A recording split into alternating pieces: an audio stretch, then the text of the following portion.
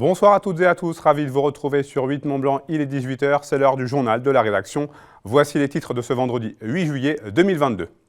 Le nouveau tramway du Mont-Blanc continue de prendre doucement mais sûrement forme. Après les nouvelles motrices dévoilées en mars dernier, la gare de Saint-Gervais a fait peau neuve pour établir désormais un lien entre tradition et modernité.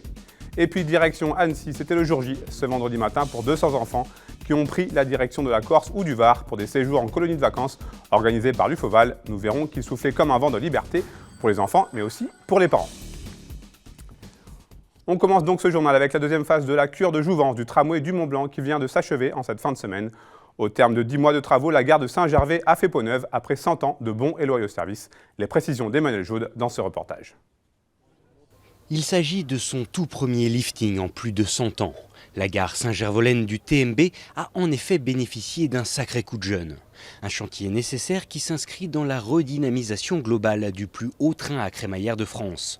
Un projet estimé à 70 millions d'euros, dont 1,8 million dédié à la seule restauration de ce bâtiment iconique et de ses abords. C'est tout le quartier du TMB qui était un peu quand même vieillissant, comme la gare du TMB l'était, comme les motrices du TMB l'étaient. Et aujourd'hui, on revit ce quartier, revit avec cette gare complètement restaurée, mais pas restaurée n'importe comment. On ne fait pas, pas du pastiche, c'est réellement du respect de ce qu'était l'architecture. Et puis on est dans un quartier où effectivement il y a eu d'autres activités qui sont greffées. Un nouvel hôtel de 75 chambres, le Saint-Gervais, une place complètement rénovée, un parking rénové.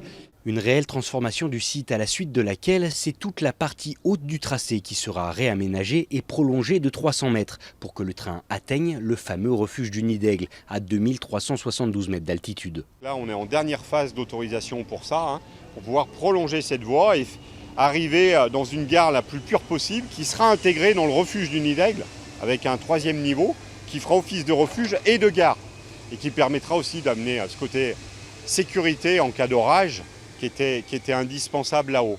Donc tout ça va s'étaler jusqu'en fin 2025.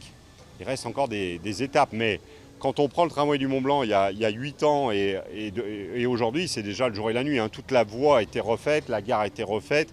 On est en quasi sur la fin pour obtenir les autorisations de prolongement, donc c'est un projet qui avance.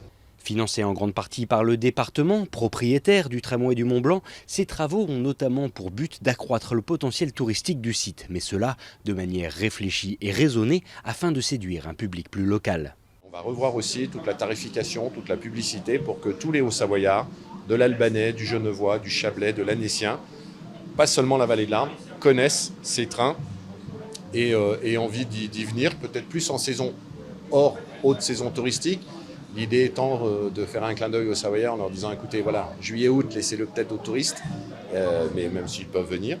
Et puis à nous de faire des tarifs et de faire un produit beaucoup plus attractif pour les Hauts-Savoyards avant l'été et puis à l'automne, qui deviennent des périodes avec le réchauffement climatique aussi très intéressantes. Quant aux nouvelles motrices électriques, elles sont aujourd'hui en phase de test avant leur prise de fonction officielle prévue avant la fin d'année. Direction l'Isère, ou plutôt la frontière du duché de Savoie à Pontcharrat. Il y a 200 ans, des bornes frontières ont été installées pour créer une séparation entre le duché de Savoie et le royaume de France. Elles existent toujours aujourd'hui et certains passionnés de patrimoine et d'histoire partent à leur recherche. Pour tenter de les retrouver, ces aventuriers recensent les lieux des anciennes délimitations du duché. Sur la commune de Pontcharrat, on en compte pas moins de 10 aujourd'hui. Manon Toiti s'est rendu sur place. La croix de Savoie d'un côté, la fleur de lys de l'autre et une ligne tracée dans la pierre. C'est ce qu'illustre les bornes frontières du duché de Savoie. Elles ont été installées il y a 200 ans pour délimiter le territoire avec le royaume de France. En tout, il en existe une centaine. Et dans la commune de Pontcharrat, il y en a 10, numérotées de 51 à 60. On se trouve en fait sur l'ancienne frontière de 1822. Donc derrière moi, en fait, vous avez la séparation entre le département de la Savoie et de l'Isère. On a la bande 56 qui dépasse un peu derrière l'herbe ici, là on voit qui est juste derrière. Thomas est passionné d'histoire et de patrimoine. Originaire de Savoie et habitant de Pontcharrat, il s'est intéressé à l'histoire locale pendant le confinement. C'est lorsque son fils attrape le Covid en début de cette année qu'il découvre l'existence de ces bornes. On allait se promener pas très loin ici sur Pontcharrat et on est tombé sur cette borne au bord de la route. Au départ, bon, j'ai dit bon, bah, c'est une borne comme il y a départementale, j'y ai pas prêté trop attention que ça, la borne 56. Et en prenant le chemin, tiens, j'en vois une deuxième. Dans un chemin agricole, je vois une deuxième borne. Je dis tiens, c'est bizarre, numéro 56, numéro 57. Je dis oh, tiens, c'est intéressant. Et après, plus loin, on en a vu qu'il y en avait, après, plus loin, il y en a une troisième, la 58. C'est intéressant, quoi. Je n'ai jamais trop entendu parler de ça. Et après, à partir de là, je me suis documenté, j'ai fait des recherches sur le sujet. Et de fil en aiguille, j'ai trouvé que c'était super intéressant. Après la découverte de ces bornes, Thomas crée sa chaîne YouTube Tom de Savoie 738. Il partage ses découvertes et l'histoire du territoire. Mais il n'est pas le seul à s'intéresser à ce petit patrimoine. Florence, elle aussi habitante de Pontcharrat, est très engagée pour la conservation de ces bornes. Ce petit patrimoine, en fait, est méconnu du grand public. Souvent, les bornes, elles sont à côté de nous, tout à côté de nous, comme celle que je vais vous montrer à l'instant. Et en réalité, on ne les voit pas. Et pourtant, elles sont là. Ce n'est pas qu'un caillou taillé, c'est quand même... voilà, elles ont été le fruit de... En tout cas, le tracé a été le fruit de négociations qui ont duré des siècles. Et donc, voilà, elles sont très, très importantes, vraiment. Il y a 200 ans, Pontcharrat était une ville stratégique d'un point de vue militaire. Ses frontières ont beaucoup changé au cours du 19e siècle.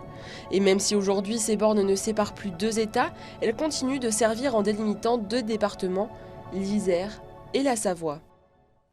Et toujours en Savoie, quelques jours avant le Tour de France, le Sun Trip Tour est de retour dans nos montagnes. Ce rallye de vélo solaire a fait étape au Mont-Cenis. Depuis 3 semaines, la quarantaine de participants a déjà enchaîné de nombreux cols européens dans ce grand Tour des Alpes, le long de 2500 km. Marine Schneider a suivi leur arrivée au col du Mont-Cenis. Reportage. Parcourir le monde sans polluer. Sentir un vent de liberté, transporter son âme. À bord de leur vélo solaire, certains méditent devant ces paysages de montagne, quand d'autres se concentrent sur la performance. On se reconnecte avec la nature, on se reconnecte avec soi-même et c'est vraiment un grand plaisir. Vraiment, cette région en plus est fantastique. On grimpe avec nos engins, il faut également gérer l'effort, gérer la batterie, gérer l'effort. Il me restait encore de la batterie quand je suis arrivé au sommet, donc, parce que le plus dur avec nos engins, c'est si on n'a plus de batterie et qu'il nous reste quelques kilomètres à monter, ce sera très difficile, mais ça on le sait. Depuis 3 semaines, ces cyclistes traversent les massifs alpins. Départ à Grenoble le 7 juillet, ils ont traversé près de 6 pays. L'Autriche, la Slovénie, l'Italie. Le secret pour tenir la distance, c'est innovation savoyarde. Ces panneaux transforment l'énergie solaire en électricité. J'ai donc une batterie dans cette sacoche qui alimente notre moteur dans la roue arrière. Voilà, donc ça nous permet de supprimer une partie de la fatigue physique, surtout sur le haut du corps. Bon, après, comme tout vélo, il nous reste toute la partie pédalage, mais ça nous permet de soulager toute la partie haute du corps. Soulager les articulations et la planète par la même occasion. Avec cet équipement de 300 watts, plus besoin d'électricité. Bertrand en a même fait son véhicule de fonction en Lorraine, une nouvelle piste de mobilité douce. Avec les technologies d'aujourd'hui, ça nous permet de voyager différemment et de voir le monde différemment. Et il ne s'agit pas de vous dire demain vous allez tous faire du vélo solaire, mais il s'agit de dire regardez, c'est possible. Direction Lyon maintenant, la dernière étape de ce grand tour des Alpes. Encore 250 km à parcourir, au cœur de ce beau massif alpin.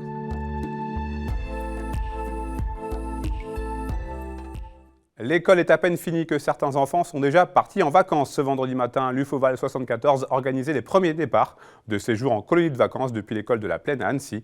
Alors que le secteur doit faire face à de nombreuses pénuries chez les moniteurs, ce jour de départ a des allures de vent de fraîcheur et de liberté pour les enfants et les parents. Reportage. Ça va Nils? En forme? Fatigué? Ou toi tu vas dormir dans le bus? Nils Gonon est déjà un habitué des colonies de vacances. Du haut de ses 10 ans, il s'apprête déjà à vivre son 3e séjour encadré, avec toujours autant de plaisir. Je trouve que ça détache un peu de la famille et on peut se faire des nouveaux amis. La dernière fois on n'avait pas eu l'occasion de faire la plongée, donc là on va en faire une séance. Et ça change et j'aime bien. Tout le monde avait bien aimé le mini-golf aussi.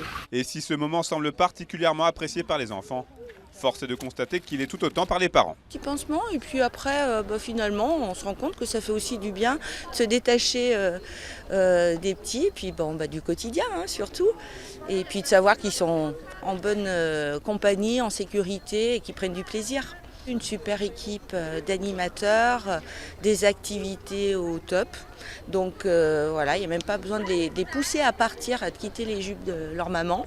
Comme Nils, ils étaient environ 200 à partir ce vendredi matin, direction la Corse ou la Méditerranée. Et derrière toute cette organisation, on retrouve l'UFOVAL, qui propose des colonies de vacances depuis plus de 70 ans. On s'organise depuis le mois de janvier pour faire en sorte qu'effectivement tous les enfants puissent partir, à savoir que l'UFOVAL organise l'ensemble des séjours de A à Z, depuis le plan de transport jusqu'à la mise en place des activités sur le terrain. Pendant 2 ans, ça a été un petit peu compliqué, notamment par rapport à la gestion des protocoles. Mais aujourd'hui, on retrouve une activité normale et on est content de voir que les familles répondent présentes. Durant tout l'été, ce seront près de 6000 enfants de toute la France qui seront accueillis dans les quelques 150 structures gérées par l'UFOVAL.